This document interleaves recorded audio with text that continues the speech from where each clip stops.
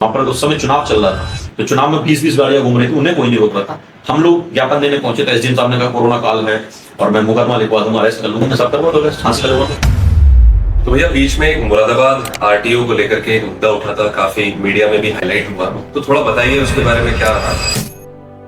उसके आगे ईगोइस्टिक, इसको ईगो खड़ी कर दी, यार तुम जाट हो, ये काम करोगे।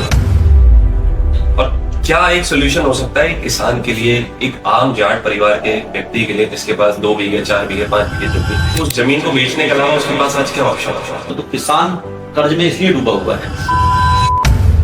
और एक फैक्ट्री यही मुरादाबाद के अंदर, तो उसमें भी शायद कुछ आंदोलन आप लोगों की तरफ से आया। मान लीजिए आप किसी लेखपाल के पास गए कि इसका जाति प्रमाण पत्र या आय प्रमाण पत्र, स्थायी निवास प्रमाण पत्र, वो उससे रुपए मांगता। तो अगर ऐसा नेता आपको मौका मिलेगा तो एजुकेशन के लिए आप कैसे काम करेंगे? क्या आपने बताया था कि आपने अपनी पढ़ाई करी हिंदू कॉलेज से, एक टाइम पर बड़े छात्र नेता निकलते थे हिंदू कॉलेज से, लेकिन आज नेता तो नहीं अभिनेता ज्यादा होने लगे हैं। अधिकतर ये होता है कि छात्र नेता हो या जो आंदोलनकारी है, जिसके खिलाफ आंदोलन कर रहा है, अगर वो चला जाए तो उसके बाद उसको छोड़ दिया जाता है, क्योंकि हमारी ऐसी कोई दुश्मनी या वो तो है नहीं, हम तो केवल एक जनहित का मुद्दा उठा रहे हैं। लेकिन माननीय मुख्यमंत्री के जाने के बाद भी और भी जनप्रतिनिधि जो मुख्यमंत्री हो जाते सब लोग चले गए, हमें नहीं छोड़ा लगभग। नमस्कार सभी को, स्वागत है आपका कहानियां विद इंद्रजीत पे। और आज हमारे साथ यहाँ पर आए हुए हैं अखिल भारतीय जाट महासभा के पूर्व युवा प्रदेश अध्यक्ष भाई शुभम राठी जी। तो नमस्कार भाई, कैसे? नमस्कार, राम राम। राम राम आपको भी। और हमें बहुत अच्छा लग रहा है कि हमारे बीच में एक ऐसे भावी युवा जाट नेता आए हुए हैं, और कम्युनिटी से होने के नाते हमें मौका मिलेगा जाटों के बारे में, किसानों के बारे में, पॉलिटिक्स के बारे में और पश्चिम उत्तर प्रदेश के जीवन के बारे में बात करने का। तो मुझे पर्सनली बड़ा अच्छा लग रहा है कि शुभम भाई आप हमारे बीच में यहाँ पर आए हुए हैं। थैंक यू, आपने मुझे मौका दिया और मुझे भी बड़ा अच्छा लगा। वैसे भी जब आपसे मुलाकात होती है तो एक एनर्जी आ जाती है। आप बहुत अच्छा काम कर रहे हैं, जो आपने बच्चों के लिए शिक्षण संस्थान ये दिया है और आप तैयारी करा रहे हैं। आपने खुद से बहुत मेहनत करके यहाँ तक पहुँचे हैं, तो आपको भी बहुत बहुत धन्यवाद कि आप यूथ के लिए एक इंस्पिरेशन हैं। और मुझे भी अच्छा लगा आज यहाँ पर आकर आपने मौका दिया। बिल्कुल शुभम भैया, और आपने यूथ की बात करी, इंस्पिरेशन की बात करी। मैं देखता हूँ कि जब आप चलते हैं तो एक यूथ का जन सैलाब आपके पीछे चलता है भैया। तो क्या ऐसी खासियत है, मतलब कैसे बच्चे इंस्पायर्ड हैं हमसे यहाँ पे? नहीं, ये तो थोड़ा बताएं अपने बारे में कि कैसे हमने इतने सारे लोगों को अपने साथ में जोड़ा इतने कम समय में। नहीं, ये तो सभी भाइयों का प्यार है, आप सबका सहयोग रहता है, हमारे जो बड़े हैं उनका आशीर्वाद है, सभी का सहयोग रहा है। तो इसमें जो जोड़ने की बात रही है, लोगों को लगता है कि बड़ा कम समय, लेकिन मैं अपना बता दूं कि 2010 जैसे मतलब 12th के बाद से जब हम हिंदू कॉलेज गए थे छात्र राजनीति में, और तभी से धीरे धीरे लोगों का जुड़ाव रहा है और तभी से लगातार संघर्ष चलता आ रहा है। तो संघर्ष के जो साथी हैं वो धीरे धीरे जुड़ते चले गए हैं, और आज बहुत सारे युवा साथी, युवा भाई, हमारे बड़े भी हैं, जो हमसे छोटे भी हैं, सभी लोग आज यहाँ तक आए हैं हमारे साथ और सभी लोग जुड़े हुए हैं। तो उसका वैसे तो कोई स्पेशल वजह नहीं रही है, लेकिन यही रहा है कि हम सभी के लिए तैयार रहते हैं और सभी हमारे लिए तैयार रहते हैं। भैया 12th होने के बाद जैसे आपने हिंदू कॉलेज में एडमिशन लिया, आपने बोला उसी समय से आप छात्र राजनीति में सक्रिय रहे हैं। जी जी। तो अपने मन के भीतर मतलब जैसे क्या ऐसी बात रही कि यार मुझे राजनीति में जाना है, या मुझे कुछ मुद्दों को उठाना है जो शायद जिनके बारे में बहुत लोग या तो परवाह नहीं करते, या कंप्लेन करने में तो लोग आगे रहते हैं कि ये गलत है, सिस्टम में ये खराब है, ये खराब है, ये सही होना चाहिए, लेकिन कोई भी वो इनिशिएटिव नहीं लेना चाहता कि मैं आगे बढ़ करके और इस बारे में कुछ करूं। तो आपके भीतर भैया वो कैसे, मैं जानना चाहूंगा, चिंगारी कैसे जागी? वो कहते हैं ना, हर चीज का कोई ना कोई रीजन होता है और सभी का कोई ना कोई विजन होता है। तो मेरा विजन और रीजन मेरी डीएनए से है, नस्ल से कह सकते हो आप। कि कहा जाता है ना कि आदमी कहता है कि भाई किसी के खानदान को देखकर या उसके परिवार को देखकर हम उसको आकलन करते हैं, बताते हैं। तो आपने जैसे, मैं वैसे कम्युनिटी की बात की, जाट की बात की, तो आप जिस परिवेश से आते हैं, मेरा परिवेश किसानी है। मेरे पिताजी वैसे शिक्षक हैं, दादाजी मेरे प्रबंधक भी रहे थे और बड़े बाबू भी थे, लेकिन हम जाट हैं। तो जो हमारे खून में है, जो ब्लड में है, जो हमारे डीएनए में है, आप उसको मिटा नहीं सकते। और जाट में एक लीडरशिप क्वालिटी है, सभी जाटों में, मैं ये नहीं कहता मेरे अंदर है, वो हर जाट में है। आप कभी भी कहीं भी देख ले कि वो जिस भी फील्ड में होगा, वो शिक्षा में होगा, वो पढ़ाई में होगा, वो आर्मी में होगा, वो अपनी जगह बेस्ट होगा। अगर वो ऑफिसर है तो जितने भी ऑफिसर होंगे उनमें सबसे बेस्ट होगा। वो आर्मी में होगा तो वो अपने जो बटालियन होगी उसमें सबसे बेस्ट होगा। वो पढ़ाने में होगा तो वो बेस्ट होगा। तो उन सब चीज़ों को आप देखते, तो मैं जब सोशल मीडिया स्टार्ट हुआ था, मतलब फेसबुक तो लगभग 2008-9 में शुरू हुई थी, लेकिन हम लोग जब 12th किया उसके बाद से ही आईडी बनाई, तब मैंने वो डाला था कि हमारे घर में मतलब कहा जाता था, जैसे जाट जाट करते हैं तो, कि जाट के सामने सबसे ज्यादा क्या चीजें आती हैं? खेती, किसानी, हल, खेत, जमीन, और मतलब आप देखेंगे कि झगड़ा विवाद, राजनीति, ये सब चीजें एक माहौल में आते हैं गाँव में, परिवेश, तो उसी परिवेश में आदमी ढलता हुआ चला जाता है जी। और लोग जो आते हैं, मतलब अब जो आने लगा है, अब धीरे धीरे जाट जब शहर में आने लगा, शिक्षा के माहौल में आने लगा, तो वो शिक्षा में भी आने लगा कि आप देख रहे हैं कि शिक्षा की ओर भी बढ़ रहे हैं। आज ही का आप रिजल्ट बताइए कि उत्तर प्रदेश सिविल सेवा परीक्षा का जो परिणाम आया उसमें जो फर्स्ट रैंक पे आई है, जो बहन है वो जाटी है। तो ऐसा नहीं है कि हम लोग शिक्षा में भी बहुत अच्छा कर रहे हैं, जिस फील्ड में बिजनेस कर रहे हैं उसमें भी अच्छा कर रहे हैं, लेकिन अगर आप 10-20 साल पहले जाएंगे तो हमारा जो परिवेश था वो एक बेल्ट की नौकरी तक रुका हुआ था, कि हम केवल आर्मी की तैयारी, पुलिस की तैयारी, जवान की तैयारी, ये तैयारियां करते थे, उसमें बेस्ट दे रहे थे, खेती किसानी करते थे उसमें बेस्ट थे। इस बीच अगर राजनीति में आते थे तो वहां भी हमारा बेस्ट था। तो वो एक परिवेश बन जाता है कि जो आपके आस पड़ोस है। तो ऐसा ही हमारे यहाँ भी घर पे भी माहौल था कि दादा हमारे शिक्षक थे, शिक्षक के साथ साथ राजनीति में भी इंटरफेयर, अपनी क्षेत्र की राजनीति में, कोऑपरेटिव की राजनीति में, इन सब में था। तो उनको देखते थे, सुनते थे। हमारे घर भी बहुत सारे लोग आते थे, पंचायतें होती थी, आस पड़ोस की पंचायतें दादा करते थे। तो ये सब चीजें देख के हमारे मन में भी था। और ये आप कह सकते हैं कि ईश्वर की देन है या जो भी है, कि हमें शुरू से था, कॉलेज में भी था कि हम ही पंचायतें निपटाते थे या किसी चीज को, तो वही चीजें आगे बढ़ती चली गई और मतलब स्वतः ही हुआ। मतलब ऐसा नहीं था कि कोई टारगेट बनाया, कुछ भी बनाया। अब टारगेट बनाए, लेकिन उस समय जब हम कॉलेज पहुंचे तो जहां अगर कुछ गलत हुआ तो उसके खिलाफ आवाज उठाई, तो जाहिर सी बात है कि हम अगली पंक्ति में आ गए। तो ये होता चला गया धीरे धीरे, और आज जो हमारा विजन है वो हमने अपना विजन बना लिया है। कारण आपको पता चल गया कि कारण क्या था। तो मतलब एक तरह से कहा जाए तो बचपन में जो हमने घर के अंदर देखा, चाहे वो दादा को देखा, पिताजी को देखा, वो पंचायतें रखवाते थे, है ना, झगड़े सुलझाना, ये सब चीजें देखना, तो इससे कहीं ना कहीं हमारे अंदर भी वो आया कि हमें भी ये करना है, समाज में करना है, कॉलेज में करना है, तो उसको आप लेकर के आगे बढ़े। बहुत सुंदर। तो कोई एक ऐसा मोटिवेशन भी था भैया हमारे साथ में कि, या कोई ऐसे लीडर को आप देखते थे, कोई जाट लीडर थे, या अपने घर के ही किसी को देख करके था कि मैं इनके जैसा बनना चाहता हूँ, या मुझे भी इनके जैसा अपना नाम करना है? ऐसा कोई था इंस्पिरेशन? जब बचपन में तो सबसे ज्यादा तो मैंने अपने दादा को ही सुना, क्योंकि मैं जब मुझे बताया जाता है कि मैं शायद गांव में स्कूल में एडमिशन कराया था नर्सरी में, उसके बाद दादाजी रिटायर हो गए थे, तो दादा दादी मेरे को लेके मुरादाबाद आ गए थे। यहीं पे रहते थे वो रिटायरमेंट के बाद में, और मैं अपने मम्मी पापा के पास बहुत कम रहा हूँ गाँव में, मतलब छुट्टियां हुई तभी जाता था। तो शुरू से पूरा बचपन 0 से लेकर 12वीं तक मैं अपने दादा दादी के पास रहा हूँ, तो मम्मी पापा के पास तो रहा नहीं। तो दादाजी की ही कहानियां सुनी। दादाजी ने हमारे बहुत स्ट्रगल किया, और बहुत मतलब जो उनके पिताजी थे वो बहुत आध्यात्मिक आदमी थे, तो वो ज़्यादा खेती बाड़ी करते नहीं थे। सारी दादाजी ने हमारे खेती की, खेती को बाद अपने नौकरी भी की, अपने पूरे परिवार को एक जगह संजो कर रखा। तो सबसे बड़ी प्रेरणा तो मेरे दादाजी थे, क्योंकि उनकी कहानी कुछ ऐसी है जो बताने, मतलब ऑन कैमरा नहीं बताई जा सकती, लेकिन हाँ कि बहुत ज़्यादा संघर्ष किया। तो वो ही थे। उसके बाद जब हम 10वीं में आ गए, तब आप अखबार की नॉलेज भी लेने लगते हैं, इन सब चीज़ों को देखने लगते हैं। तब दादाजी ने ही बताया चौधरी साहब के बारे में, चौधरी चरण सिंह जी के बारे में, लेकिन बाबा टिकैत तब थे।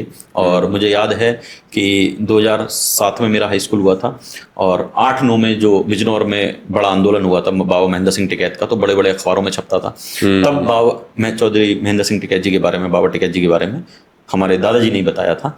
और जो मेरे नाना जी हैं, उनका जो बैकग्राउंड है वो भारतीय किसान यूनियन में पहले से थे। वहां जाते थे तो हमने पुराने फोटो उनके साथ में देखे थे। फिर बाबा महेंद्र सिंह टिकैत जी 2011 में स्वर्गवासी हुए हैं। तब तक का तो मुझे अच्छे से ध्यान है कि मुलाकात तो नहीं हुई, जा नहीं पाए, लेकिन हाँ, क्योंकि हम उस समय स्कूल में थे, लेकिन हाँ अखबारों के द्वारा सुनते थे। तो तभी से वो थी कि हाँ, कि हमारे भी लोग इस स्तर पर कर रहे हैं। तब तक हम इनको ही देख के आगे बढ़े थे। तो भैया कॉलेज टाइम में कोई ऐसा इंसिडेंस था हमारे साथ में जिसमें कि हम और ज्यादा सक्रिय हो गए? जैसे शुरुआत करी होगी तो आपस के यारी दोस्ती के झगड़े निपटाना, ये सब छोटे मोटे मुद्दे होते हैं, लेकिन कोई बड़ा ऐसा मुद्दा था कॉलेज टाइम में जिसके वजह से हमें लगा कि यार अब हमें इसको प्रॉपर तरीके से लेकर के चलना चाहिए, आगे औपचारिक तौर पे इसको आगे लेकर के चलना चाहिए? हुआ ये था कि 2012 का मेरा 2010 में मेरा ट्वेल्थ का रिजल्ट था काफ़ी अच्छा आया था और मैंने AIEEE का एग्ज़ाम दिया, उसमें भी मेरा नंबर आया था। लेकिन आप कह सकते हैं कि एक कोइंसिडेंस मान लीजिए कि गुरुकुल कांगड़ी विश्वविद्यालय जो हरिद्वार में है, वहाँ मैं एडमिशन के लिए गया, मैकेनिकल की सीट चाहते थे, वो नहीं मिल पाई, EC मिल रही थी, वो छोड़ दी और मुरादाबाद कोठीवाल इंस्टीट्यूट में मैंने एडमिशन ले लिया। लेकिन फर्स्ट सेमेस्टर हमारा इस तरीके से निकल गया, पता नहीं चला, एडमिशन लेट हुआ और बैक वगैरह आ गई। कोई नहीं, सेकंड में काफ़ी मेहनत की, लेकिन वो उस समय 6 पेपर पे ईयर बैक होती थी, तो ईयर बैक लगी, फिर वो हमने छोड़ दिया। हुआ क्या था कि उस जगह जाने से पहले हम लगभग 3 महीने हिंदू कॉलेज गए थे और वहाँ की जो राजनीति का चस्का लगा, मतलब रोज जाना, उस समय एडमिशन प्रक्रिया चल रही थी और मुझे आज भी ध्यान है कि शायद 9 जुलाई को स्थापना दिवस मनाया जाता है अखिल भारतीय विद्यार्थी परिषद का, और वहाँ प्रोग्राम था, तो हमारे जो सीनियर लीडर थे, जो सीनियर छात्र नेता थे, उनके साथ हम उस प्रोग्राम को अटेंड करने गए थे। उसके बाद से छात्र राजनीति में जुड़ते हुए चले गए, वहाँ पे जो भी मुद्दे उठते थे। फिर बीटेक में गए, लेकिन वहाँ इतना मन नहीं लगा, ऐसा मान लीजिए। फिर वो छोड़ने का दोबारा से हिंदू कॉलेज BSc में मैंने एडमिशन लिया। और फिर जब आंदोलन स्टार्ट हुए, तो सबसे पहले हमारा जो आंदोलन हुआ था वो छाछंग चुनाव की मांग को लेकर किया था। वो इसलिए किया गया था कि उस समय सब कुछ ऑनलाइन नहीं था, ऑफलाइन होता था, और ऑफलाइन में बहुत ज्यादा प्रॉब्लम्स यह आती थी कि बच्चों के रजिस्ट्रेशन में दिक्कत आती थी, उनकी मार्कशीट में दिक्कत आती, एनरोलमेंट नंबर में दिक्कत आती थी। और यूनिवर्सिटी बरेली थी, जो कि बहुत ज्यादा, मतलब एक तरीके से भ्रष्ट भी कह सकते हो, और बहुत पिछड़ी हुई थी, मतलब बहुत स्लो वर्किंग होती थी। रोहिलखंड यूनिवर्सिटी जब थी, तो वो अब आप लगाओ कि पूरा मुरादाबाद मंडल, पूरा बरेली मंडल उसमें लगता था, तो बहुत स्लो प्रोसेस होती थी। यहाँ से छात्र नेता या क्लर्क जाते थे, वो काम कराते थे और बड़ा परेशानी का सामना उठाना पड़ता था। तो उसी टाइम से यूनिवर्सिटी की मांग के लिए छात्र राजनीति के जीवन से आंदोलन स्टार्ट हुए, और कॉलेज में जो समस्याएं होती थी उनके लिए उसी टाइम ये जो घटनाएं हुई हैं, उसी से हम लगातार इसमें और ज्यादा जुड़ते हुए चले गए और ज्यादा इन्वॉल्व हो गए। फिर 2012 में छाछंग चुनाव हुआ था, तो यही कारण रहा कि फिर एक बन गया कि जब आप देखते हैं अपने सीनियर को वो करते हुए कि वो लोगों के लिए लड़ रहे हैं, फिर आपको भी लगता है कि ये मैं भी करूं, तो वहीं से एक प्रेरणा मिली कि यार हमें भी करना चाहिए, और वहीं से फिर वो जुड़ाव चला। जैसे अधिकतर बच्चे कॉलेज के बाद सोचते हैं, माँ बाप भी कहने लगते हैं कि भाई उम्र हो रही है, अब खाने कमाने के लिए कुछ आप देखिए, नौकरी चाकरी कोई ढूंढिए।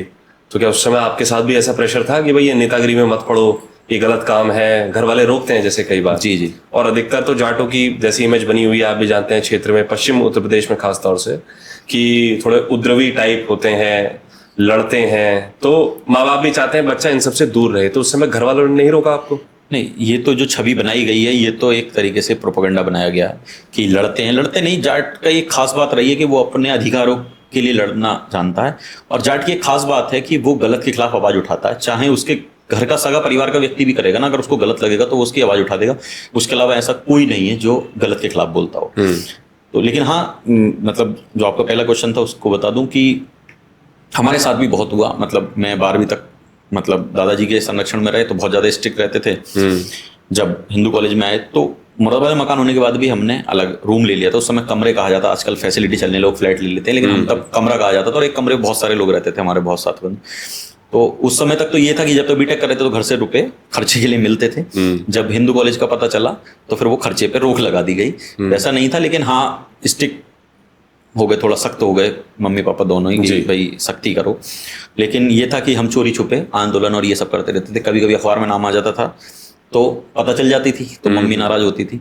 तो वो 3-4 साल तो बहुत ज़्यादा रहा। और कमाने धमाने वाली बात भी आई, उनको लगा कि अब उन्होंने फिर कह दिया कि हम केवल स्कूल की फीस के अलावा, कॉलेज की फीस के अलावा हम कोई भी रुपया एक्स्ट्रा नहीं देंगे।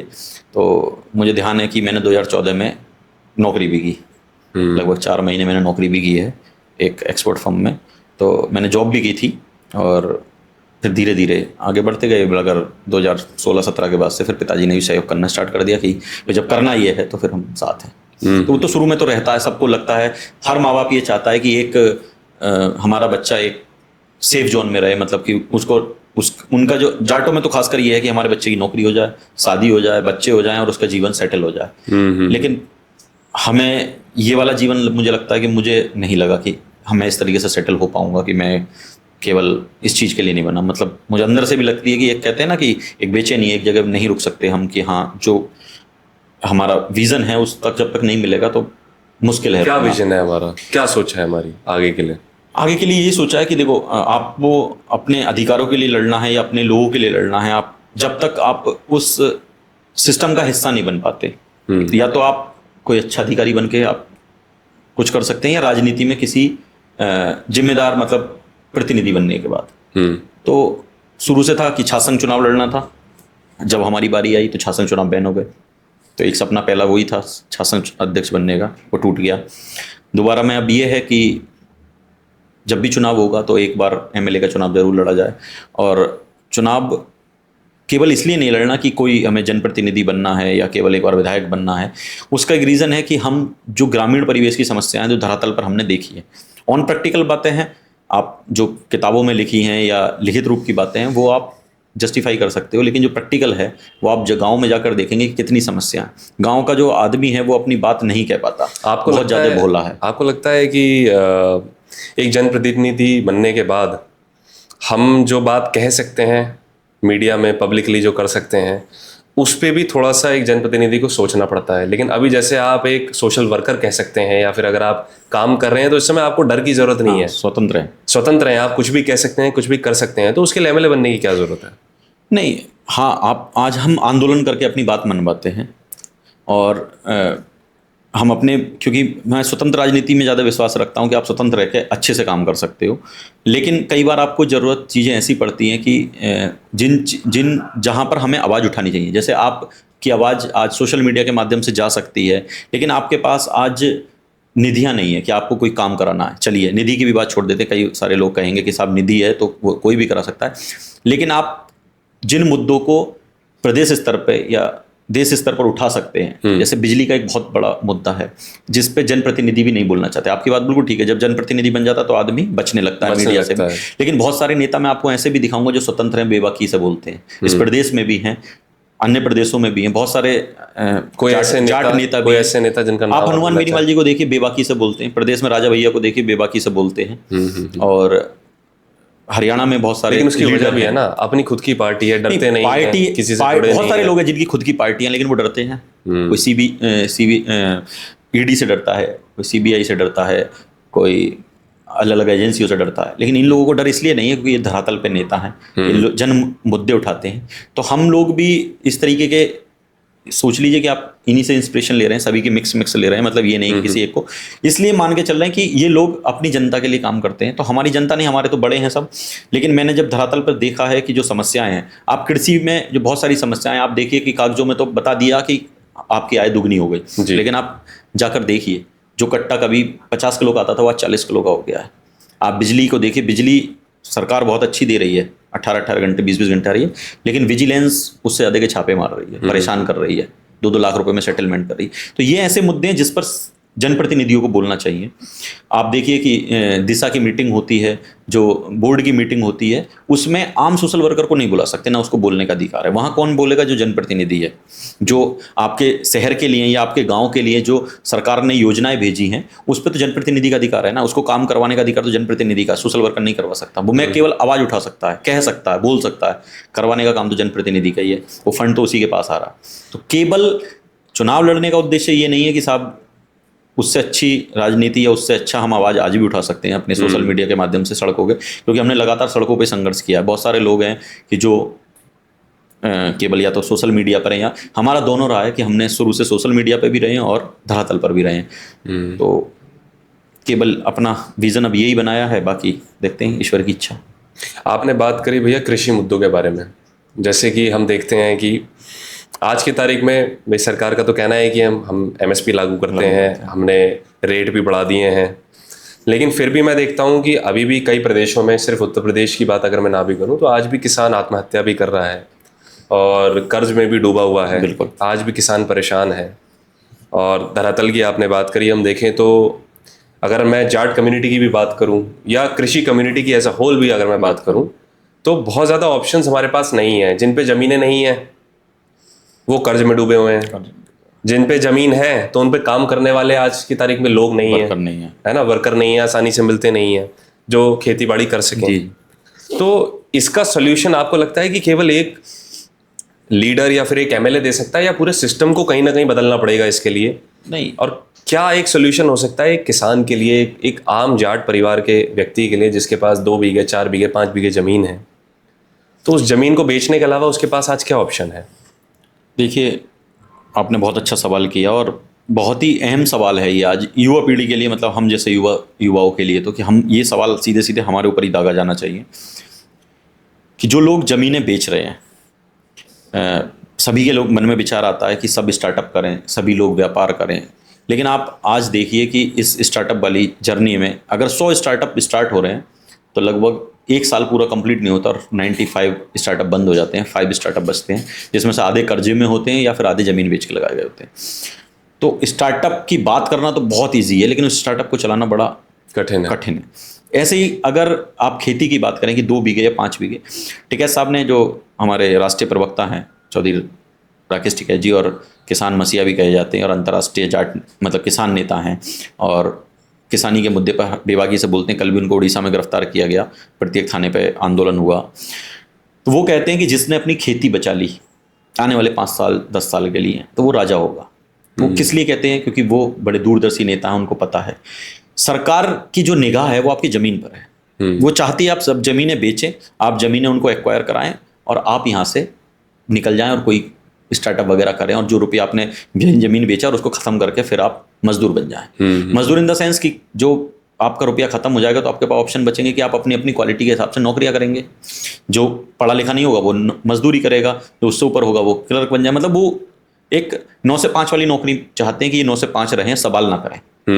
लेकिन जब आप किसान हो, आप अपनी खेती कर रहे हो, तो आप सवाल भी करोगे। आपके साथ जो समस्याएं आ रही हैं, आपने जो कर्ज की बात की, आप देखो कि व्यापारियों का कितना कर्ज माफ किया गया, कितनी सारी कंपनियों को सरकार ने जो उनका डेब्ट था, जो उनका कर्जा था, कैसे खत्म किया, कितने उनका ब्याज कम किया गया, ब्याज छोड़िए मूल भी कम किया गया।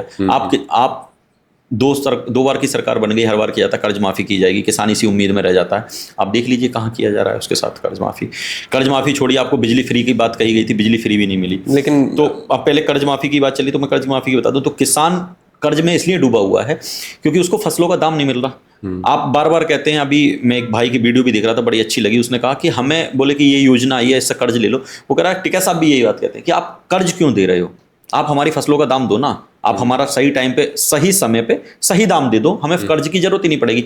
अब आपका पता चला गन्ने का पेमेंट 1 साल में हो रहा है, अब आपके घर में बहन की शादी है, बुआ के यहाँ भात भरना है, बच्चों की फीस देनी है, कोई बीमार हो गया तो कहाँ से करोगे? फिर आपको केसीसी लेनी पड़ेगी या किसी पड़ोसी से कर्जा लेना पड़ेगा। फिर उस कर्जे को देने के लिए आप ब्याज सही चुकाओगे, अपनी फसल को औने पौने दाम पर बेचोगे।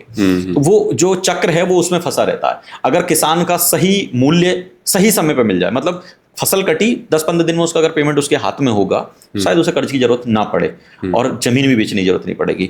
और मैं तो यही कहूँगा कि जो भी यूथ अपनी खेती की ओर लौट जाएगा, वो अपना स्टार्टअप अपनी ज़मीन को बना ले। बहुत सारी नई नई चीज़ें चल रही हैं, उसको करे, तो शायद मुझे लगता है कि ना तो यूथ को ज़मीन बेचने की जरूरत पड़ेगी, ना कर्ज लेने की जरूरत पड़ेगी। अच्छा, एक मुद्दा और बात आती है इसमें पलायन की। मैं देखता हूँ कि ग्रामीण क्षेत्रों में खास तौर से, अगर आप बिहार में देखेंगे तो सबसे बड़ा प्रदेश है जिसमें कि पलायन होता है, और मेल्स तो बचते ही नहीं है, वो अधिकतर दूसरे प्रदेशों में, दूसरे शहरों में काम कर रहे हैं, रोजगार करके और अपना घर पे जो भी अपनी आय होती है उसको भेजते हैं। उत्तर प्रदेश में भी ये, खासतौर से पश्चिम यूपी में जो अब मैं देख पा रहा हूँ, जैसे मैं अपने गांव वापस जाता हूँ कभी, या माता जी का गांव है लोधीपुर, राजपूत गांव है एक पाकबड़ा के पास में, वहाँ पे हमारी माता जी रहती थी। तो आज गांव में बचे ही नहीं है लोग रहने वाले। और खासतौर से जो नौजवान है वो गांव में रहना नहीं चाहते हैं, खेती करना नहीं चाहते हैं। कोई भी जाट नौजवान अगर है तो वो फावड़ा उठा करके खेत में भरी दोपहरी में नहीं जाना चाहता। बिल्कुल। तो जो मैं भविष्य देख पा रहा हूँ आने वाले 5, 10, 15 सालों में, मुझे ऐसा लग रहा है कि बहुत बड़ी प्रॉब्लम और संकट हमारे सामने आने वाली है, और जो कि होगी अन्न की, कि अगर अन्नदाता ही अन्न को नहीं उगाना चाहेगा तो हमें अन्न भी दूसरे देशों से इंपोर्ट करना पड़ेगा। और अंततः ये जो एग्रीकल्चर एक हमारे देश की सबसे बड़ी, मैं कहूँगा, नींव थी आज़ादी से लेकर के, और आज तक 75 साल से ऊपर हो चुके हैं। तो आपको क्या लगता है इसको कैसे ठीक करा जा सकता है? और अगर ऐसा जाट नेता आप आगे आएंगे, पावर में आते हैं, या अगर जनप्रतिनिधि बनते हैं, तो इस विषय में आप क्या करेंगे? देखिए, मेरा तो, आपने बहुत अच्छा सवाल किया, और ये बहुत मतलब गंभीर विषय है जो आपने सवाल किया है पलायन का। हम भी उस पलायन का एक हिस्सा हैं। लेकिन जिस समय दादाजी हमें यहाँ पर पढ़ाने लेके आए थे 1995 के आसपास, उस समय में और आज 2025 में 20-30 साल का अंतर आ गया, बहुत बड़ा डिफरेंस आ गया है। उस समय का कारण था गाँव में बिजली नहीं होती थी, गाँव में अच्छे स्कूल नहीं थे, अच्छी चिकित्सा नहीं थी, इसलिए लोग शहर को जाते थे कि वहाँ पर सुविधाएं मिलेंगी और अच्छी शिक्षा मिल सकती है और हम आगे बढ़ सकते हैं। लेकिन आज क्या मतलब पिछले आप 6-7 साल देखेंगे, उसमें आप देखिए कि इंटरनेट आपके गांव पहुंच चुका है, सड़कें बहुत अच्छी हो चुकी हैं, गांव तक पहुंच गई हैं, बिजली की सुविधा भी लगभग सब जगह ठीक हो गई है, सौर ऊर्जा भी आ गई है। और जब से कोरोना लगा है तो जो समझदार लोग हैं उनको पता चल गया कि आप सर्वाइव भविष्य में अपने बच्चों को लेकर गांव में ही कर सकते हो। आप देखें जब लॉकडाउन लगा तो सब लोग गांव की ओर भागे, जिनके पास सुविधा थी। जो नहीं जा पाए वो शहर में रहे और उस घुटन के हिस्सा बना रहे, लेकिन जो गांव में रहे तो उनको ऐसा लॉकडाउन का एहसास नहीं हुआ।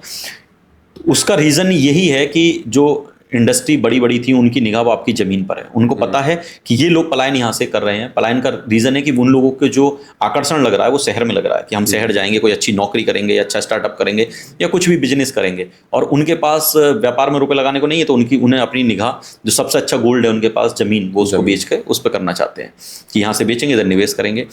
लेकिन जो बड़े व्यापारी हैं उनकी निगाह आपके गोल्ड पर है कि इससे अच्छा उत्पादन कुछ नहीं है, कि आप जो चाहेंगे वो बोएंगे, उसी को काटेंगे, उसको बेचेंगे।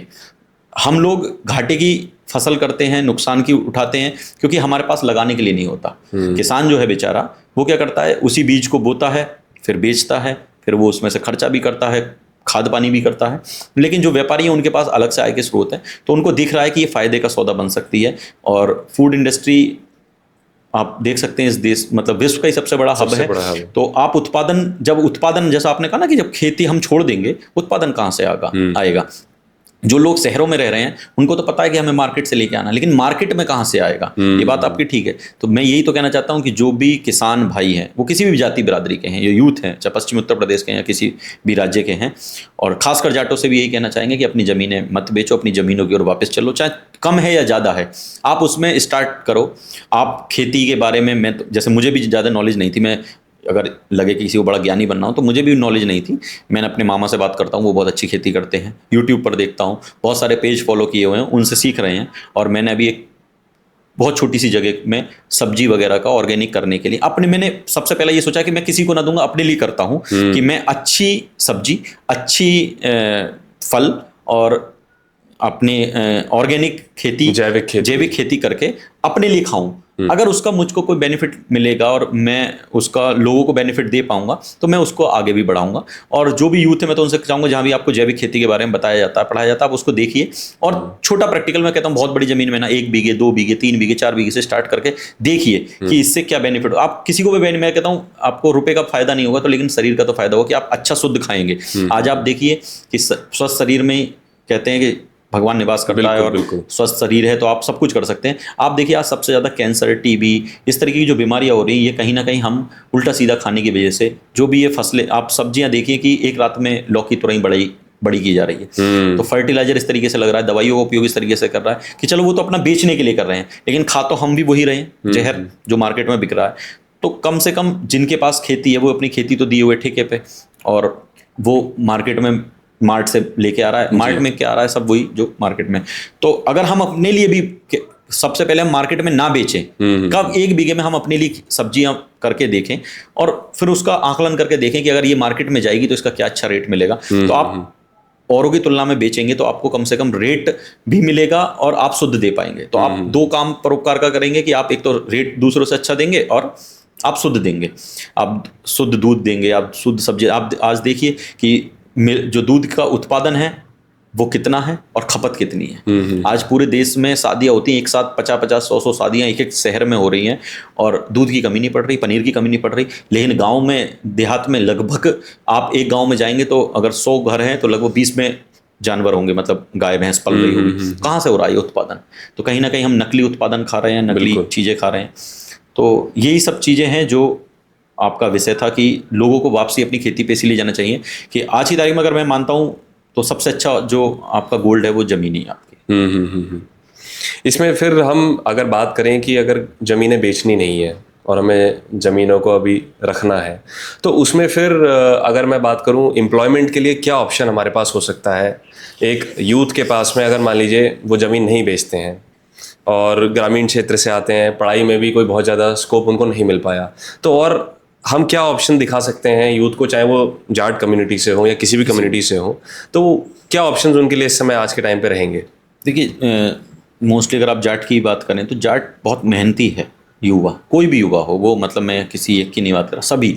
और उसको केवल दिशा दिखाने की ज़रूरत है। वो जिस भी आप फील्ड में खड़ा करेंगे तो वो बेस्ट देने की कोशिश करेगा, चाहे वो आप उससे रेस लगवाएं, कोई स्पोर्ट्स कराएं, कुछ भी करें, वो अपना बेस्ट देगा। मतलब जज्बा है हाँ, proper। जज्बा है, अच्छा भी करेगा तब भी, मगर उसको दिशा देने की ज़रूरत है, उसको मार्गदर्शन की ज़रूरत है, जैसे हमें भी ज़रूरत थी। और होता क्या है कि जो हमारे बड़े बूढ़े हैं वो बड़े हमें लेके, एक तरीके से कहते हैं ना कि वो ये चाहते हैं कि कहीं कोई गलती ना हो जाए, तो बहुत लंबे समय तक वो उसको जिम्मेदारी देना नहीं चाहते। और जब तक हम पे जिम्मेदारी आती है तब तक समय बड़ा निकल चुका होता है, बड़ा लेट जिम्मेदारी मिल पाती है, जितना मैं अपने यहाँ जाटों में देख रहा हूँ। अब तो मिलने लगी है, लेकिन पहले ये होता था कि जो कहते हैं ना घर की चाबी कुंजी होती थी, बड़े बूढ़ों पे रहती थी। और है भी, जमीनें बचने का कहीं ना कहीं कारण रहा कि बड़े बूढ़ों ने अपने यूथ के हाथ में जमीन नहीं दी, तो वो नहीं बिकी, वो अच्छी बात है, बिल्कुल। लेकिन उसको काम में लगाया जाए। वो काम में भी इसलिए नहीं लगाते, बोले कि खेती किसानी वाला तो ले जाता है पिता, लेकिन जो पढ़ने लिखने वाले वो उसको केवल कि ये पढ़ता रहे। जब हमें लग रहा है कि किसी का पढ़ाई में रुचि नहीं है और उसकी स्पोर्ट्स में, तो उसको स्पोर्ट्स में करें। एक थोड़ा सा जो भैया मैं आपको इंटरप्ट करूंगा, लेकिन ऐसा मुझे लगता है कि ईगो भी सामने आ जाती है कहीं ना कहीं। हाँ। जैसे कोई आप व्यवसाय करना चाहते हैं या फिर आप कोई भी काम करना चाहते हैं, नौकरी करना चाहते हैं, तो कई बार ये भी बात आती है कि भाई चौधरी होकर के आप इतना छोटा काम करेंगे, भाई चौधरी साहब होकर के आप ये बिजनेस करेंगे, दुकान खोल के बैठेंगे। ये तो कहीं ना कहीं मुझे ऐसा लगता है हमारी तरक्की को इन बातों ने भी बहुत रोका है। इन बातों कि लोग क्या कहेंगे, वो क्या कहेंगे, रिश्तेदार क्या कहेंगे। ये उन लोगों ने रोका जिन लोगों ने एक तरीके से जाट के खिलाफ एक मुहिम बनाई। उसको लगा कि ये किसी भी फील्ड में जाएगा तो ये बेस्ट देगा, तो उसको रोकने के लिए उसके ईगो लिया गया। तुम तो चौधरी साहब हो, तुम ये काम करोगे, बिल्कुल आपकी बात ठीक है। तो उसके आगे ईगोइस्टिक, इसको ईगो खड़ी कर दी कि यार तुम जाट हो गए, ये काम करोगे। काम तो देखो बड़ा छोटा कुछ नहीं होता। अब वो जब शहर आ जाता है उसके बाद वो गाँव जाके काम करता है, अरे चौधरी साहब फेल होके आ गए, अब खेती करोगे, तो उसके सामने मजबूरी बना दी जाती है। लेकिन अब जाटों को ये या सोचना पड़ेगा कि आपके साथ छल किया जा रहा है, केवल आपको चौधरी साहब कागजों में बनाने की कोशिश की जा रही है। आप चौधरी तभी बनोगे जब आप अपने काम को मजबूत स्थिति में करोगे। जब आपकी कम्युनिटी भी मजबूत कब होगी, जब आप मजबूत हो। आप अपने समाज के लिए तभी कुछ कर पाओगे जब आप अपने लिए स्टैंड ले पाओगे, अपने लिए खड़े हो पाओगे, आप अच्छा व्यापार करोगे, अच्छी नौकरी करोगे, तभी तो आप समाज को कुछ दे पाओगे। वरना बिना कुछ किए तो शायद मुझे लगता नहीं कि आप समाज के लिए कुछ दे। जब आपके लिए, आपके घर खाने के लिए अन्न होगा, तो कोई मेहमान आएगा या कोई जरूरतमंद आएगा तो आप उसकी मदद तभी कर पाएंगे। पता चला मेरे लिए खाने के लिए नहीं है, मैं कैसे किसी की मदद कर पाऊंगा। तो वही स्थिति है कि हमें लोगों की नहीं सुननी। ये हमारे सामने भी समस्या आती थी कि वो लोग क्या कहेंगे। जिस दिन से हमने ये सोचना बंद किया कि 4 लोग क्या कहेंगे, तो अपनी जिंदगी ठीक चल रही है कि अब हमें जो करना है वो अपने परिवार के लिए करना है, अपने समाज के लिए करना है या अपने लिए करना है। तो 4 लोगों की सुननी बंद कर दी। जो हमें अच्छा लगता है, जो सही है, जो गलत ना हो, जो समाज में ठीक बैठे, उस काम को हमें करना चाहिए और कर भी रहे हैं। तो भैया बीच में एक मुरादाबाद आरटीओ को लेकर के एक मुद्दा उठा था, काफ़ी मीडिया में भी हाईलाइट हुआ और आप भी उसमें इन्वॉल्व थे, तो थोड़ा बताइए उसके बारे में क्या रहा था। वो ये था कि हमारे छोटे भाई हैं, कुछ साथी हैं जो पूरे ज़िले से ही जुड़े रहते हैं मुरादाबाद में, बिलारी, कांट, छजलेट, ठाकुर द्वारा और मुंडा पांडे, सभी जगह से। तो उनमें से ही कुछ भाई आरटी ऑफिस, मतलब उसका जो ये अभी पीछे आपने देखा होगा कि पुलिस की भर्ती निकली थी, उसमें ड्राइविंग लाइसेंस की आवश्यकता थी, दिल्ली पुलिस वाले में भी और यहाँ वाले में। तो वो लोग अपना डीएल अप्लाई करके आए थे और डीएल अप्लाई करने के बाद ये बात है शायद दिसंबर की लास्ट ईयर, तो उसमें वो अप्लाई करके आए और अप्लाई करने के बाद उनको 1 महीने का टाइम दिया गया। 1 महीने बाद उनको बुलाया, उनसे कार वगैरह चलवाई और उनसे रुपये मांगे गए। तो मैंने कहा रुपये कौन मांग रहा है? बोले कि यहाँ पे जो कर्मचारी है। तो मैं लाओ मेरी बात कराओ। तो उसने बात नहीं की। तो मैंने जो यहाँ पर RI है उनको फ़ोन किया कि भाई रुपये किस चीज़ के मांगे जा रहे हैं। हमारे मतलब यूनियन की भी बात है, स्टूडेंट्स भी हैं, ये कोई कमा तो रही नहीं है। जो इन्होंने फीस भरनी थी सरकारी, जो प्रोसेसिंग फीस थी वो जमा कर दी, गाड़ी चला के दिखा दी, या तो इसको रिजेक्ट करो या पास करो। तो उन्होंने वो गाड़ी वगैरह सब चीज़ ठीक चलाई। अब उन्होंने क्या किया कि उन्होंने सोचा रुपये नहीं मिले, RI ने तब कह दिया, जो उनके नीचे क्लर्क थे उन्होंने उसको रिजेक्ट कर दिया। वो पता नहीं चला, उसके लगभग 1 महीने बाद उस पर मैसेज आया कि आपका जो फॉर्म था वो रिजेक्ट कर दिया। उसने फिर कहा बोले भैया ऐसे हो गया। मैंने ठीक है दोबारा अप्लाई करो। ये बात जनवरी की आ गई है, जनवरी फरवरी। उसने दोबारा अप्लाई किया, फिर 1 महीने का वो लर्निंग बनता, फिर 1 महीने का टाइम मिलता, फिर दोबारा पहुंचा और फिर उसने जाकर कहा, तो मैंने जो भी बैठा उससे मेरी बात कराना, मैंने भाई इनका अपना टेस्ट करवाओ और इनका DL में पिछली बार भी रिजेक्ट कर दिया था। तो उसने फ़ोन काट के कहा कि भाई देखो बिना रुपये दिए तो तुम्हारा DL नहीं बनेगा। ये स्पष्ट बोल दिया। हाँ, स्पष्ट बोल दिया जो भी था वहाँ। तो उसने कहा फिर कोई और भाई आया जिससे आपस में मिसअंडरस्टैंडिंग हो गई थी, वो अपना बाद में भाई निकला, जान पहचान का निकला, लेकिन उस समय ना वो मुझे जानता था और ना मैं उसको जानता था। उसने उन्होंने बताया कि उसने भी इस तरीके से नहीं सुना, इसी तरीके से कहा कि भाई इनसे बात कर लो, ये जानेंगे। तो जब वो चीज़ें बढ़ गई वहाँ पर, उसने बताया कि इस तरीके से, तो हमें भी थोड़ा सा बुरा लगा कि मैंने यार कहने के बाद भी ये इस तरीके से कर रहे हैं, और ये तो एक तरीके से गुंडागर्दी है कि भाई बिना रुपए के शोषण है, शोषण है, और ये स्टूडेंट हैं। मैं तभी वहाँ पहुँचा आरआई साहब के पास, आरआई साहब नहीं थे, और फिर मैंने पोस्ट डाल दिया कि हम इसके खिलाफ आवाज़ उठाते हैं जो लोग रुपए मांग रहे हैं। और क्योंकि होता क्या है कि केवल एक व्यक्ति का नाम सामने इसलिए आ गया कि वो मिसअंडरस्टैंडिंग रही कि थे और भी लोग इन्वॉल्व, लेकिन उसको लीडर बना दिया क्लर्क वाली टीम ने, तो हमने भी उसका नाम आगे कर दिया। और जब नाम आगे आया तो अगले दिन से आंदोलन की हमने डेट डाल दी।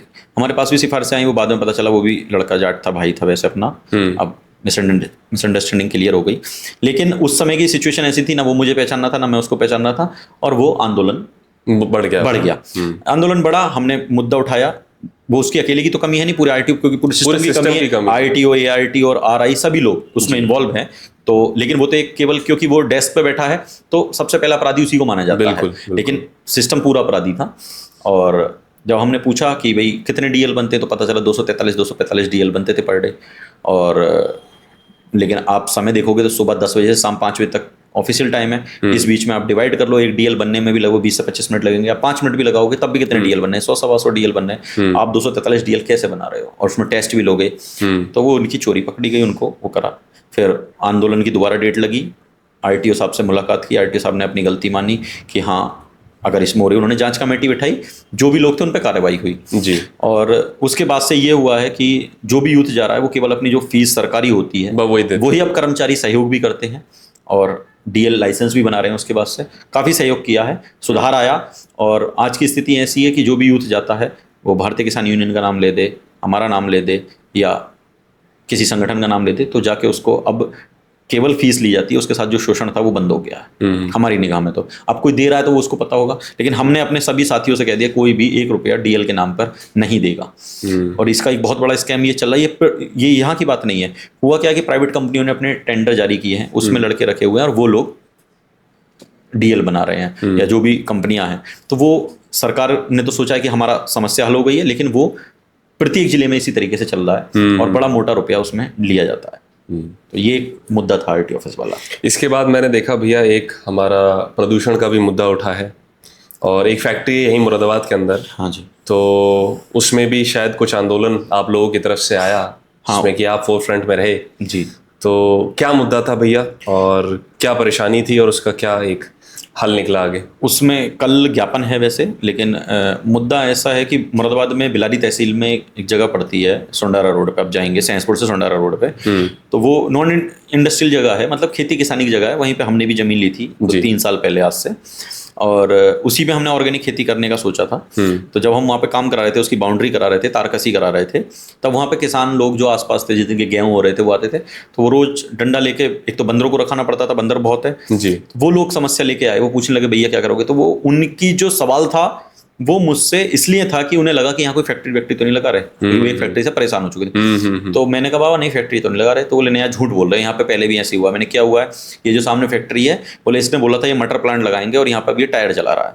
मैंने नहीं, मैं तो ये केवल तारकसी इसलिए करा रहा हूँ कि जानवर ना आए, और मैं अपनी ऑर्गेनिक सब्जियां वगैरह करूंगा, तो छोटी फसल है, कोई फसल खराब ना कर दे। बोले अच्छा। बोले पक्का? मैंने हाँ पक्का। उनको तब विश्वास हुआ जब वहाँ पेड़ पौधे लगे हैं। तो उन्होंने बताया, तो मैंने क्या समस्या आती है इससे, समस्या बताओ। बोले इस समस्या ये आती है जब टायर जलता है या पिघलाते हैं, तो जो उससे धुआं निकलता है वो बहुत भारी धुआं है, उससे कार्बन निकलता है, काला कार्बन, और बहुत मोटे मोटे कण होते हैं, उससे बड़ी समस्याएं आ रही हैं जो इस पे फसलों पे गिर रहा है। तो जो हमारे जानवर हैं, जो गाय भैंस है, वो इसको हरी फसल को खा नहीं रहे हैं, और जब खा नहीं रहे हैं तो ना वो दूध दे रहे हैं, बीमार पड़ रहे हैं जिन्होंने खाया भी है। आप बंदर देखोगे तो बंदर काले हो गए हैं कार्बन में। मैंने कहा अच्छा। तो वो क्या करता था उस समय, रात में चलाता था, दिन में नहीं चला रहा था, तो पता भी नहीं चल रहा था। तो वो एक दिन में चली तो बहुत बुरी स्मेल आई। मैंने पूछा, मैंने यार स्मेल कहाँ से आ रही है, हवा चली, बोल शायद फैक्ट्री से आ रही है। अब देखा तो मैंने वीडियो बनाई, फैक्ट्री की वीडियो बनी हुई है। तो वो उसको हम 10-15 दिन इग्नोर करते रहे। मैंने कहा यार चलो किसी का कारोबार है, रोजगार है, हम किसी को वो नहीं करते। लेकिन लोग वहाँ समस्या लेके आते रहे, हमें भी समस्या होने, क्योंकि मेरा और उसकी दूरी बहुत कम है जी। लेकिन मैंने कहा यार किसी का अपना काम है, चलो ये कहते हैं ना शुरुआत में इग्नोर किया जाता है, इग्नोर करते रहे।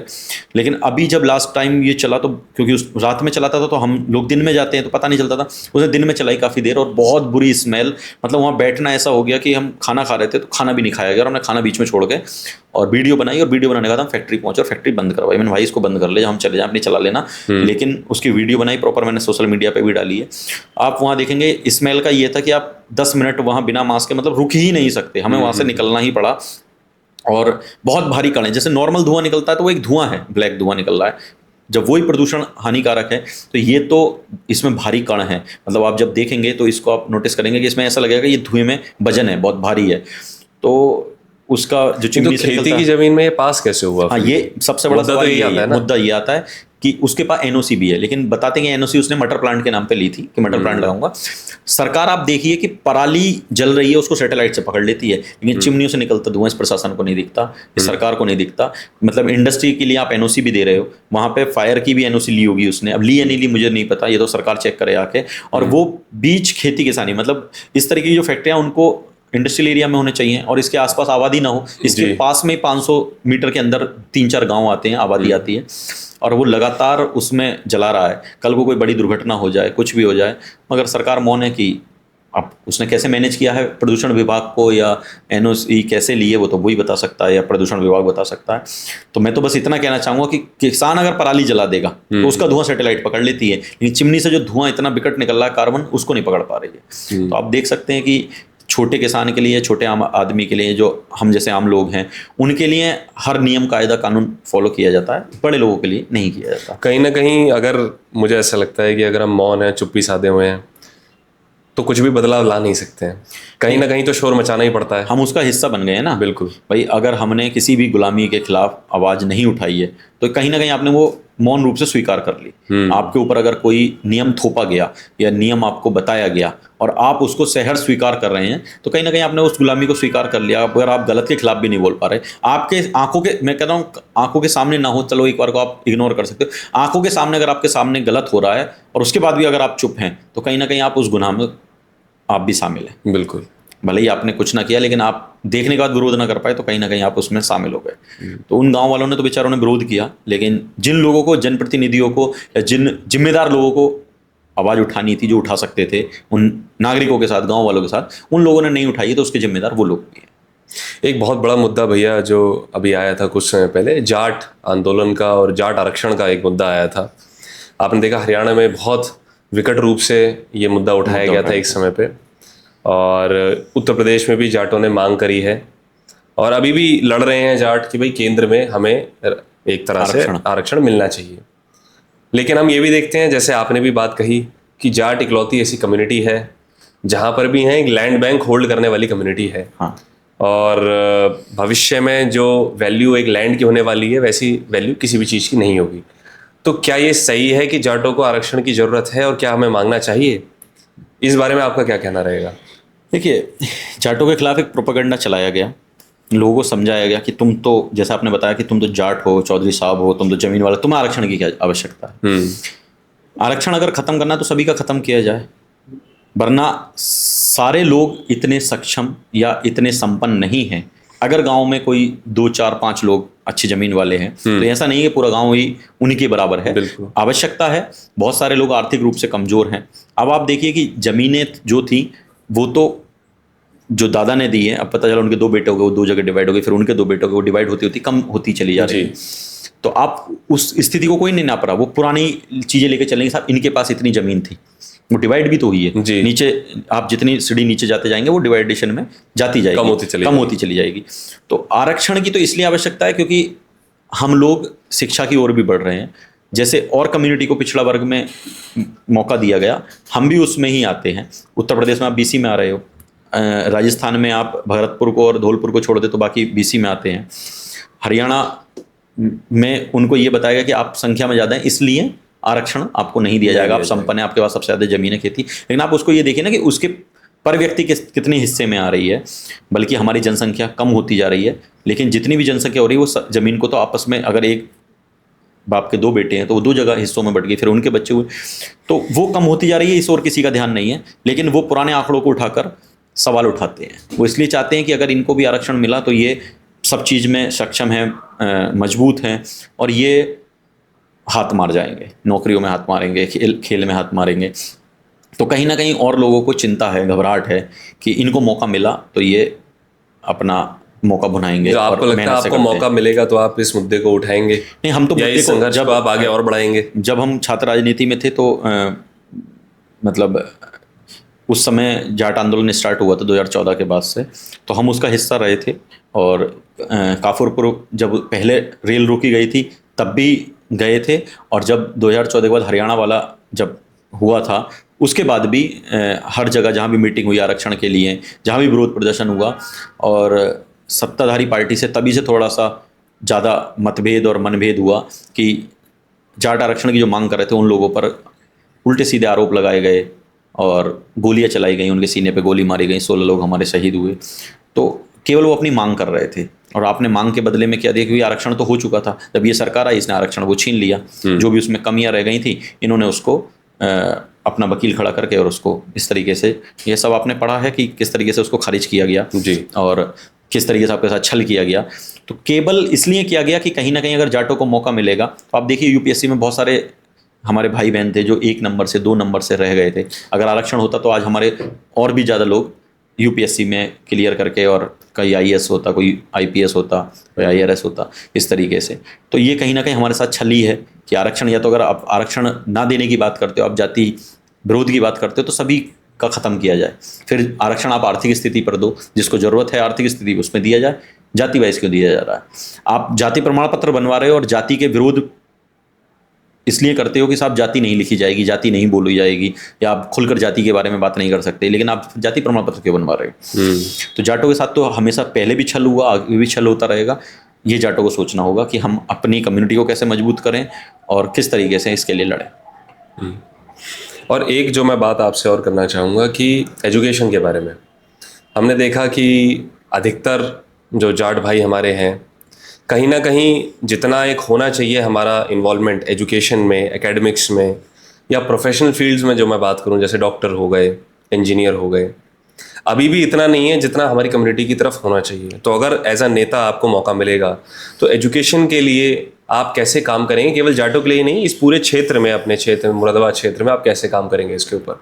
देखिए, क्योंकि मेरे पिताजी भी टीचर हैं, रिटायरमेंट है उनका, दादाजी भी टीचर थे, और जिस गांव से मैं बिलोंग करता हूं वहां पर किसान इंटर कॉलेज आज़ादी के बाद का बना हुआ और बहुत पुराना है।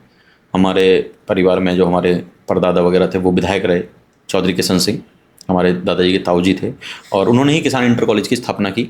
और वो पहला एग्रीकल्चर का इंटर कॉलेज था जो आसपास में लगभग ज़िले में और कहीं नहीं था, और धामपुर था, तो लोग बहुत दूर दूर से पढ़ने आते थे। तो शिक्षा का जो जागरूक है वो हमारे डीएनए में भी है, और मेरी जो खुद की इच्छा रही है वो ये रही है कि शिक्षा के लिए हम एक, अगर मैं इस लायक हुआ, और क्योंकि चंदा और ये सब करके तो दुनिया करती है, आप तब माने जाएं जब आप अपने पास से लगा के करें। तो मेरा ये है कि मैं एक बहुत अच्छा हॉस्टल बनाऊं, उसमें जो तैयारी आईएएस की करना चाहे वो आईएएस की करे, जो मेडिकल की करना चाहे मेडिकल की करे, जो इंजीनियरिंग करना चाहे इंजीनियरिंग। इसके बाद फिर अगर कुछ लोग जो अपनी बेल्ट की नौकरी, मतलब आर्मी की तैयारी करना चाहते हैं, पुलिस की तैयारी करना चाहते हैं, स्पोर्ट्स की तैयारी करना चाहते हैं, जो केवल ग्रेजुएशन करना चाहते हैं, उनके लिए भी व्यवस्था की जाए रहने की, शिक्षा की। और मतलब मेरा ये नहीं है कि केवल जाट कम्युनिटी के लिए, मतलब जाटों के लिए तो किया ही जाएगा, और भी लोग जो भी ऐसे लोग हैं जो इस अभाव में रहते हैं उनके लिए भी मैं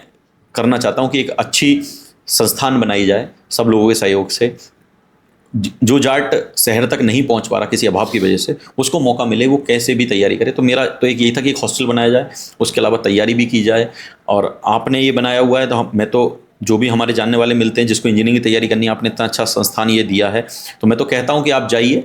रुपए की, क्योंकि जो आपके बारे में बताया मैंने कि जो उसके ऑनर हैं वो तो खुद सहयोग करना चाहते हैं, आप जाइए और सहयोग लीजिए और अपनी शिक्षा ग्रहण कीजिए। अगर, क्योंकि आपके पिताजी से मेरी बात हुई थी, वो बड़े भाई हैं हमारे और बहुत ज़्यादा उनसे मेरा मिलना जुलना रहता है और बड़ी अच्छी बातें करते हैं। तो एक बार बात हुई थी, उन्होंने बताया था एक बच्चे को मेडिकल में कैसे उन्होंने एडमिशन दिलवाया था, उसकी कैसे तैयारी कराई थी कि फ्री ऑफ कॉस्ट उसको पढ़ाया। तो जब आपने ये प्रयास किया तो हमारा भी प्रयास है कि अगर हम कभी भी इस लायक हुए तो एक अच्छा हॉस्टल, एक अच्छा तैयारी के लिए आप लोगों के सहयोग से कि अच्छे शिक्षक मिलें और हम फ्री ऑफ कॉस्ट उनको पढ़वाएं। और जो लोग भी, अगर उसमें से कोई भी अगर 10 लोग भी सफल होंगे तो हमारे लिए तो जीवन सफल हो जाएगा कि हाँ ठीक है, हम लोग कुछ कर पाए। तो मेरा तो यही है कि एक अच्छा शिक्षण संस्थान बनाएं, हॉस्टल बनाएं, लोगों को रहने की सुविधा दें, और जो जाट देहात में है और उसको मौका नहीं मिल पा रहा उसको मौका देने का एक प्लेटफॉर्म बनाएं। बस मेरा तो यही है। 2019 में भैया एक केस हुआ था जिसमें कि आपके ऊपर मुकदमा हुआ। हाँ। और देखते हैं कि राजनीति में जो लोग सक्रिय होते हैं उनको उठाने वाले से ज़्यादा गिराने वालों की तादाद हमेशा ज़्यादा रहती है।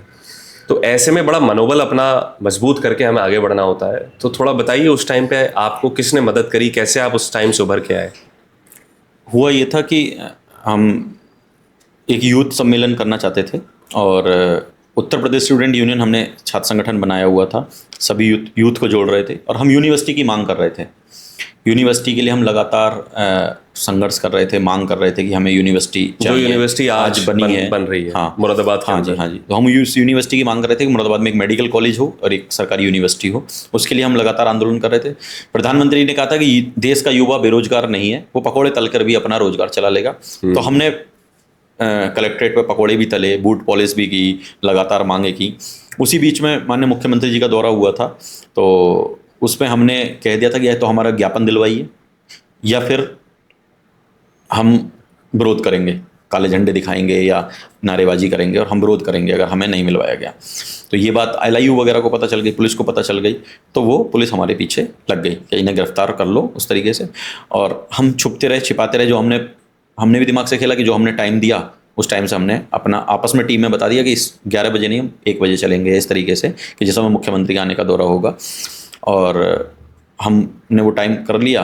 पुलिस हमें अप्रोच करती रही, मतलब ढूंढती रही इधर उधर किसी के सहयोग से कि बात करा दो, हम ज्ञापन ले लेंगे। हमने सीधे ये रखा कि हमें माननीय मुख्यमंत्री से मिलवाया जाए। हम अपनी, क्योंकि प्रदेश के मुखिया हैं और सत्ता के सबसे बड़े नेता हैं, भाई हम उन्हें अपना ज्ञापन देंगे। हम कोई कुछ अपने लिए व्यक्तिगत तो ना मांग रहे हैं, हम तो यूनिवर्सिटी मांग रहे हैं।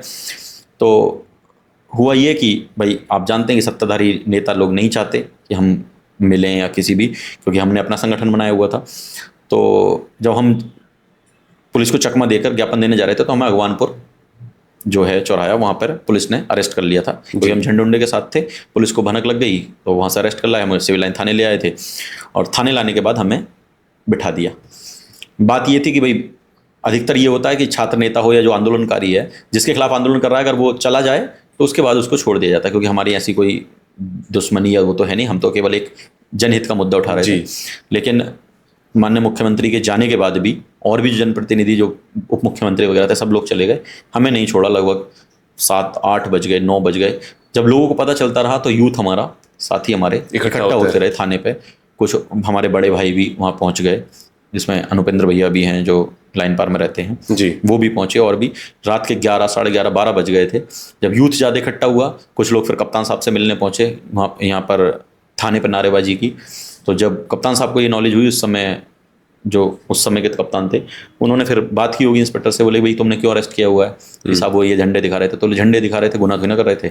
जो इनकी समस्या थी वो इन्होंने अपनी बात रखी, LIU तक इसका ज्ञापन पहुंचवाया जाए, भाई मिलवाया नहीं है। जब उनको पता चला, फिर रात में 12, साढ़े 12, 1 बजे थाने से छोड़ा गया। पहले तो ये चल रही थी जेल भेजेंगे, किन धाराओं भेजो, हम तो तैयार थे, मैं भेज दो जेल, किस में भेजोगे? क्योंकि हमने कोई तमंचा लाठी या कोई स्मगलिंग थोड़ी ना की है भाई, हमने झंडे दिखाए हैं, जो भी धाराएं लगे आप जेल भेज दो, तो तैयार हैं। हम मनी ये बना के गए थे कि अब तो जाना ही पड़ेगा। तो जितने भी हमारे साथी गिरफ्तार किए गए थे, जितने भी साथी थे उस समय 13-14 साथी थे, बाकी तो फिर थाने में वापस आ गए थे। तो सभी को रात में छोड़ दिया गया। उसके बाद में फिर आंदोलनों में हमारे पे मुकदमे लगते रहे। 2020 में बिलारी शुगर मिल जो है, इसके खिलाफ गन्ने का पेमेंट था, घटतोली चल रही थी। हमारे कुछ साथी रात में गन्ना तुलवाने गए थे, वहाँ पर नगद में चालान जो मतलब होता है उसको पकड़ लिया था उन्होंने, चोरी पकड़ ली। तो उसके खिलाफ मुद्दा उठाया, हम लोग पहुंचे, हमने मौका इबादत। लेकिन हमें उस समय पता नहीं था कि अपनी बात कैसे रखनी है। फोटो वगैरह हमने खींच लिए। वहाँ पर जो लोग सहयोग में भी थे वो लोग मिल से मिलकर उन्होंने हमारे ऊपर मुकदमा लिखवा दिया जी। ये बात है 11 जनवरी 2020 की। फिर हमने आंदोलन की चेतावनी दे दी। 20 तारीख 2020 को आंदोलन के लिए कहा। उसमें सबसे पहले सहयोग भारतीय किसान यूनियन ने किया। उस समय चौधरी महेंद्र सिंह रंधावा मुरादाबाद के मंडल अध्यक्ष थे, और बाबा टिकैत का जो हर साल शिविर लगता है इलाहाबाद में, वहाँ शिविर से वो लोग लौट कर आए थे। आंदोलन में वो लोग पहुंचे, उन्होंने हमारा सहयोग करा। तभी से भारतीय किसान यूनियन से मतलब औपचारिक रूप से हम जुड़े हुए थे जी। तब जब सहयोग वो देने पहुंचे, हमारा यूथ बहुत था बिलारी थाने पे, वहाँ पीएसी भी बुला ली थी, इंस्पेक्टर से बहुत गहमा गहमी हुई थी, और हमने तो यही कहा कि भाई, तो एक तो मुकदमा लिख दिया, चोरी उनकी, एक तो आप पेमेंट नहीं दे रहे हो, आप किसान की घटतोली कर रहे हो, किसान के साथ बदतमीजी कर रहे हो, उसका गन्ना मार रहे हो, और उल्टा मुकदमा किसानों पे आप लिख रहे हो। तो वो पहला मुकदमा हुआ, उसमें मुकदमे में बहुत सारे नाम थे, तो वो वापस लिए गए। लेकिन हमारे साथ ये चीटिंग की गई कि वैसे उस समय औपचारिक रूप से उन्होंने घोषणा कर दी कि हमने मुकदमे वापस ले लिए, लेकिन उन्होंने 3 लोगों को छोड़ के बाकी से मुकदमे वापस ले लिए। वो हम पे मुकदमा वो आज भी चल रहा है, गन्ना मिल के खिलाफ वाला। फिर लॉकडाउन लग गया, लॉकडाउन के बाद में फिर किसान आंदोलन स्टार्ट हुआ। तो उसी टाइम के ये 4-5 मुकदमे। हाँ, एक शाहबाद पड़ता है रामपुर जिले में, वहाँ पर रोडवेज की मांग के लिए हमने आंदोलन करने गए थे, तो वहाँ पर भी एक वीडियो वायरल हुई थी, आप देखते होंगे, एसडीएम साहब के साथ में। उन्होंने वहाँ पर, उस समय चुनाव चल रहा था, तो चुनाव में 20-20 गाड़ियाँ घूम रही थी, उन्हें कोई नहीं रोक रहा था। हम लोग ज्ञापन देने पहुंचे तो एसडीएम साहब ने कहा कोरोना काल है और मैं मुकदमा लिखवा दूंगा, अरेस्ट कर लूंगा। मैं सब करवा दो अरेस्ट, फांसी लगवा दो। मैंने कि कोरोना केवल उन लोगों के लिए है जो अपनी मांग उठाएंगे, अपनी बात रखेंगे। सत्ताधारी जो नेता हैं, जो चुनाव में व्यस्त हैं, उन पर कोई मुकदमा नहीं लिखा जाएगा, उनके परमिशन मिली जाएगी, मतलब कोरोना सिर्फ हमारी वजह से फैलेगा। इस तरीके की बहसबाजी हुई और उसमें भी मेरे सहित 62 नामों के नाम दर्ज मुकदमा हुआ। उसको बाद में फिर लग के और सब, क्योंकि उसमें अधिकतर स्टूडेंट थे, सभी की नौकरियों का था, तो सब वो मिलकर फिर वो मुकदमा खत्म करवाया गया। जी, मतलब कहीं ना कहीं सिस्टम के खिलाफ जब भी आपने आवाज उठाने की कोशिश करी तो उसको दबाने के लिए पूरी तरीके से जोर लगाया गया। लेकिन उसके बावजूद एक तरह से हम सक्रिय हैं, आज भी हैं, और आगे मेरे ख्याल से और ज्यादा सक्रिय होने के इच्छुक हैं। तो ये जो जज्बा है सिस्टम के खिलाफ लड़ने वाला, क्या ये कम तो नहीं हो जाएगा? नहीं, ये तो और बढ़ता जा रहा है। मतलब ये जो जुनून है ना, मतलब अब आदत सी पड़ गई है। हमें भी ये लगता है कि कहीं ना कहीं जो सिस्टम है वो भी ढीठ है, और कहीं ना कहीं हम भी ढीठ हो गए इनसे लड़ के, कि हमें भी पता है कि बिना आंदोलन के, या बिना, कहते हैं ना कि शहीद आजम भगत सिंह ने कहा था कि बहरों को सुनाने के लिए धमाके की आवाज़ होती, तो इन्हें आदत पड़ गई कि जब तक धमाका नहीं होगा इनको सुनाई नहीं देगी। जब तक इनके कान पे जाकर आप चीखोगे नहीं, तब तक ये किसी भी बात को सुनने को तैयार नहीं है। वो विभाग कोई भी हो, बिजली विभाग हो, आप चाहे गन्ना विभाग हो, कृषि विभाग हो, कोई भी विभाग हो, आप किसी भी सिस्टम में जाएंगे, आप बिना आपके चीखे वो आपकी बात सुनने को तैयार नहीं है। सिस्टम को आदत पड़ गई है, सरकारी महकमे को आदत पड़ गई है कि मैं सुनूंगा नहीं। लेकिन अगर कोई इंडिविजुअल नेता आकर के कुछ करना चाहे, और जब तक वो सत्ता के साथ चल करके नहीं करता है, तो आपको नहीं लगता कि सत्ता वाले लोग उनको कहीं ना कहीं दबा ही देंगे? अगर कोई उठता भी है, कोई इंडिविजुअल नेता आता भी है आगे, तो कोई बहुत ज़्यादा उनको करने के लिए इतना चांस दिया नहीं जाएगा। आप आंदोलन सिर्फ विपक्ष में रह के कर सकते हो, सत्ता के साथ रह के आप आंदोलन तो कर नहीं सकते। और सत्ता के साथ रह के आप कैसे आम जनता को फायदा पहुंचा सकते हैं? क्योंकि आप की, मान लीजिए, या तो आपके पास इतनी पावर हो कि आप उसको हटा सकते हैं या उसका कुछ वो कर सकते हैं। आप मान लीजिए आप किसी लेखपाल के पास गए कि इसका जाति प्रमाण पत्र या आय प्रमाण पत्र या स्थायी निवास प्रमाण पत्र, वो उससे रुपए मांग रहा है, कोई गरीब है, मैं तो अपनी मान ले रहा हूँ, मेरे पास नहीं है 100 रुपये देने के लिए, मैं मान लीजिए, और मेरा लेकिन हक है कि मैंने उसकी फीस जमा कर दी, जो 30 रुपये जाने या 60 रुपये जाने, मैंने फीस जमा कर दी, ऑनलाइन करा दिया, आवेदन कर दिया। अब उसकी केवल रिपोर्ट लगनी है। वो रिपोर्ट इसलिए नहीं लगा रहा कि जब तक उसको 500 रुपये, 250 रुपये, 200 रुपये नहीं मिलेंगे, मेरी क्षमता नहीं है मैं 200-250 रुपये दे पाऊँ, अब मैं क्या करूँ? तो अगर मैं किसी ऐसे नेता के पास गया जो सत्ताधारी है, अब उसने फोन किया, या तो वो मेरा काम कर दे, अगर वो काम नहीं कर पाएगा तो वो सत्ताधारी नेता क्या करेगा? क्या उसमें इतनी ताकत है वो उसको हटवा पाए कि वो एसडीएम से कहे या डीएम साहब से कहे या किसी ऊपर ऐसे कहे कि उसको हटाया जाए? वो तभी आपका काम करेगा जब उसको डर होगा कि ये मेरे साथ कुछ ना कुछ कर सकते हैं। आंदोलन का ये जरिया कि हम आंदोलन में उसके सामने बैठ के उसकी चोरी जो करी है या जो उसने बदतमीजी की है उसके खिलाफ आवाज उठा सकते हैं। उसको पता है कि अभी एसडीएम साहब को पता चलेगा या डीएम साहब को चलेगा तो मेरे खिलाफ कार्रवाई होगी। सत्ताधारी नेता धरना तो कर नहीं सकता, तो इसलिए आंदोलनकारी और सत्ताधारी एक साथ कभी, मुझे तो लगता नहीं कि समावेश आपस में हो सकता है या मिल सकता है। तो जो आपने कहा था सबसे पहले, जब हमारा सवाल ये पॉडकास्ट स्टार्ट हुआ था कि आप जनप्रतिनिधि क्यों बनना चाहते हैं, वो इसीलिए कि आपको जो कुछ मुद्दे ऐसे हैं जो आपको बनने के, आप विधानसभा में मुद्दा उठाना चाहते हैं तो आप एक आम आदमी के तौर पे जाके तो बोल नहीं सकते। आपको मौका तभी मिलेगा, आप जनप्रतिनिधि होंगे, आप अपनी विधानसभा के बारे में या अपने शहर के बारे में या प्रदेश के बारे में। तो कुछ जगहें ऐसी हैं, अब जैसे आप हनुमान बेनीवाल जी को देखिए या राजा भैया को देखिए या चौटाला परिवार को देखिए या दुष्यंत चौटाला रहे, उन्होंने आप देखिए कि पार्टी से गठबंधन किया और वो एक तरीके से माइनस में गए। तो जो स्वतंत्र रूप से राजनीति में उठाएगा आवाज, वो उसको भले ही सत्ता का सुख मिले ना मिले, लेकिन वो अपने लोगों के लिए काम करके सुख रहेगा, उसको अच्छी नींद आएगी, अच्छा सुकून रहेगा कि मैं अपने लोगों के लिए लड़ रहा हूँ। आप हनुमान बेनीवाल जी को देखिए, आप टिकैत साहब को देखिए कि ठीक है वो जनप्रतिनिधि भले ही ना बन पाए, लेकिन वो आज लोगों के लिए मांग उठा रहे हैं, आवाज़ उठा रहे हैं, लड़ रहे हैं, किसानों के लिए हक की आवाज़ उठा रहे हैं। भले ही वो जनप्रतिनिधि ना बन पाए, उनके पास निधि वाली व्यवस्था नहीं है, लेकिन वो लोगों के मुद्दे जनप्रतिनिधियों से कह के बिल्कुल। करवा सकते हैं। बिल्कुल। हमारी स्वयं की इच्छा है कि अगर हाँ ईश्वर ने मौका दिया और सभी भाइयों का प्यार, साथियों का प्यार रहा और मौका मिला, तो जरूर हम इस स्तर पर आंदोलन करें। हमें तो ये चाहता हूँ कि जनप्रतिनिधि बनने के बाद भी हम आंदोलन करके उठाएं, लेकिन लोगों तक ज़्यादा से ज़्यादा पहुँच पाएंगे। अभी रीच कम है और ज़्यादा पहुँचेगी, लोगों से जुड़ाव ज़्यादा होगा। तो बस यही एक कारण है कि आप देखें छात्र, राजस्थान में देखें कितने छात्र नेता हैं जो जनप्रतिनिधि बने हैं, बिल्कुल। मजबूती से आवाज़ उठा रहे हैं, सदन में आवाज़ उठा रहे हैं, जो विधानसभा के सदन में भी हैं, लोकसभा के सदन में भी। और जरूरी भी है कि जरूरी युवा भी है, आए, यूथ आगे है। आए, हाँ, यूथ राजनीति में अपनी बात रखें। यूथ आपको पता है कि वो ग्राउंड की बात करेगा, चाहे वो छात्र नेता हो या ग्राम पंचायत का चुनाव लड़के ग्राउंड लेवल से युवा नेता आया हो, तो वो उसको पता है कि जो हमारी पृष्ठभूमि है, जो परिवेश है, जो हमारे आसपास घटित हो रहा है, उसको सच में पता है कि यहाँ पे क्या हो रहा है, यहाँ किस चीज़ की ज़रूरत है, कि तहसील में किस चीज़ की ज़रूरत है, बिजली वाले किस तरीके से परेशान कर रहे हैं।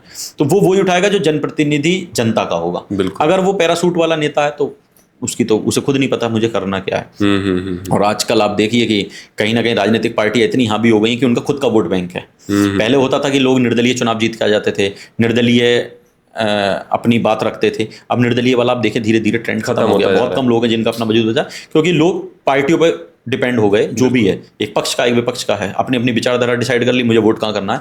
तो इसमें अब सबसे बड़ी दिक्कत क्या आ रही है कि आपको वो जनप्रतिनिधि नहीं मिल पा रहा जो आपकी आवाज उठा पाए। अब वो एक पार्टी ने डिसाइड किया कि ये ए नाम ABC ये है, इसको हमने टिकट दे दिया है, अब लोगों ने जाकर उसको वोट कर दिया, उन्होंने तो पार्टी के नाम पे वोट किया। अब वो आपकी आवाज क्यों उठाएगा? उसको क्या जरूरत पड़ रही है? उसका आपसे कनेक्शन ही नहीं हो पाया। एक व्यक्ति वो है जो आपके पिछले 5 साल 6 साल 10 साल आपके साथ घूम रहा है, आपके घर जा रहा है, आपके गाँव आ रहा है, उसको पता है आपकी गाँव की सड़क टूटी हुई है, नाली टूटी हुई है, आपके यहाँ पानी की टंकी नहीं पहुंची है, बिजली के खंभे नहीं खड़े हैं। अब जो पैरासूट से 20 दिन पहले चुनाव में आया, उसको क्या पता आपके गाँव की सड़क की हालत क्या है या आपके शहर की हालत क्या है?